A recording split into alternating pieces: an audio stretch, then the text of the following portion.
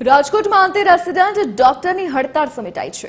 હોસ્પિટલમાં રાબેતા મુજબ કામગીરી શરૂ કરવામાં આવી છે। ડોક્ટર પર હુમલો કરનાર આરોપી જયદીપ ચાવડાને ઝડપી પાડવામાં આવ્યો છે। પ્રદ્યુમનનગર પોલીસે જયદીપ ચાવડાની ધરપકડ કરી છે। પોલીસ આરોપીને ઝડપી લેતા ડોક્ટરની હડતાળ સમેટાઈ છે। ડોક્ટર પાર્થ પંડ્યા પર હુમલો કરી આરોપી છેલ્લા દિવસોથી ફરાર હતો।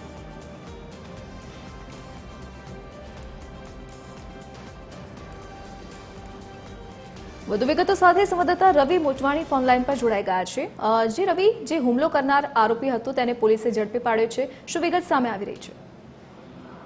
જી જરૂરથી જણાવી દઉં લવલીન, રાજકોટના સિવિલ હોસ્પિટલમાં ન્યુરો વિભાગમાં ફરજ બજાવતા ડોક્ટર પાર્થ પંડ્યા ઉપર ગત તારીખ 29ના રોજ એક દર્દીના સગાએ હુમલો કર્યો હતો। જે મામલે પ્રદ્યુમનનગર પોલીસ મથકમાં ફરિયાદ નોંધાઈ હતી અને આરોપી જયદીપ ચાવડા કેટલાક 3 દિવસથી નાસ્તો કરતો હતો।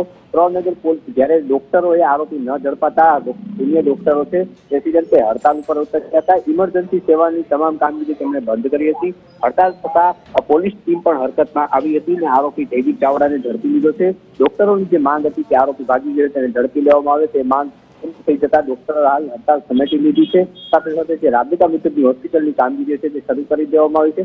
ક્યાંક ને ક્યાંક કહી શકાય કે જો આવી ઘટનાઓ બનતી હોય ત્યારે દર્દીઓને મુશ્કેલીનો સામનો કરવો પડતો હોય છે તે વાત નકારી શકાય નહીં। જી લવલી।